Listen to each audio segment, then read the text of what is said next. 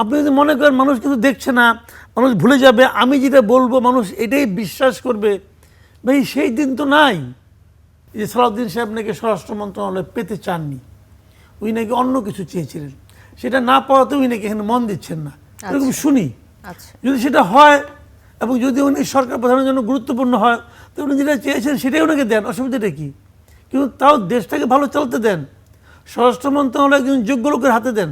এই রাজনৈতিক বক্তব্য শোনার জন্য তো আসলে আমরা এখন প্রস্তুত না। আমরা একটা সরকারকে দায়িত্ব দিয়েছি দেশ চালানোর জন্য, এবং দেশ চালানোর জন্য যা যা করা দরকার তা ওই সরকারের লোক করবেন, ওই সরকার করবেন, এটা আমরা কিন্তু প্রত্যাশা করি।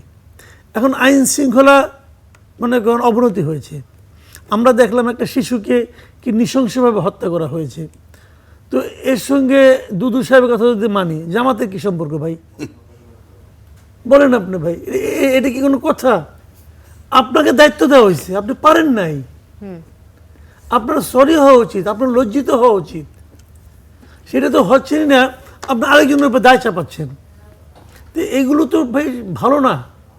শুনুন, আমি একটা ব্যাপারটা বলি আপনাকে, আপনি কি করছেন, আপনি কি বলছেন, এ সবই কিন্তু থেকে যাচ্ছে, মানুষ সব দেখছে।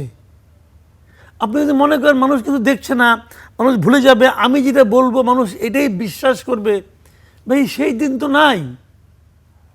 মানুষ প্রতিদিন মিলিয়ে নিচ্ছে। আপনি যে দুদু সাহেব যে কথাটা বলেছেন, বলেন প্রত্যেকটা ঘটনাকে ধরে ধরে বলা যায়, ভাই এখানে জামাতের ইনভলভমেন্টটা কোথায় বলেন?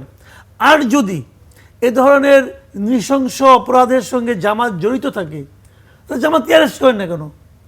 আচ্ছা, আবার এদিকে জামাতের কথা যদি আমরা, যেহেতু প্রসঙ্গটা আসলো যে স্বরাষ্ট্রমন্ত্রীর পদত্যাগ দাবি করেছে জামাতে ইসলামী, এটিকে আপনি কিভাবে দেখেন? যে স্বরাষ্ট্রমন্ত্রী, যে বিষয়টি আমরা আসছিল কিছুক্ষণ আগে কথার মধ্য দিয়ে, যে সালাউদ্দিন আহমেদ অনেক বিষয় নিয়ে কথা বলেন কিন্তু নিজের মন্ত্রণালয় নিয়ে কথা বলেন না, বলছিলেন আবু হেনা রাজ্জাকি। এখন স্বরাষ্ট্রমন্ত্রীর পদত্যাগ দাবির মধ্য দিয়ে কি দেশের আইন শৃঙ্খলা রক্ষা করা সম্ভব? আসলেই কি সব নিয়ন্ত্রণে আনা সম্ভব? তাহলে মানুষ কার কাছে চাইবে? জামাত যেটা বলেছে হয়তো এর মধ্যে রাজনীতি আছে, হয়তো আছে, কিন্তু আমার কথাটা হলো কি, মানুষ কার পদত্যাগ চাবে, কার বিচার চাবে? আমি ধরেন, আমি একটা উদাহরণ দিয়ে বলি, আপনার বাড়িতে আপনি 2-3 জন গার্ড রাখছেন, তাদের কাজ হলো নাইটে আপনি দেবেন, গার্ড দিবেন, নাইট গার্ড রাখছেন।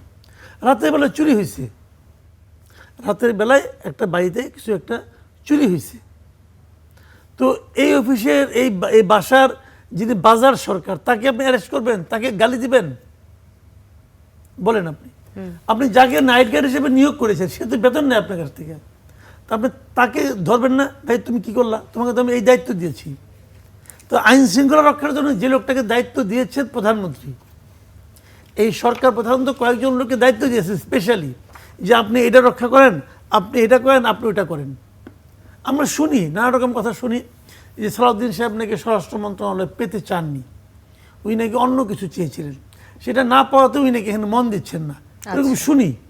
যদি সেটা হয় এবং যদি উনি সরকার প্রধানের জন্য গুরুত্বপূর্ণ হয়, তো উনি যেটা চেয়েছেন সেটাই ওনাকে দেন, অসুবিধাটা কি? কিন্তু তাও দেশটাকে ভালো চলতে দেন, স্বরাষ্ট্র মন্ত্রণালয় একজন যোগ্য লোকের হাতে দেন।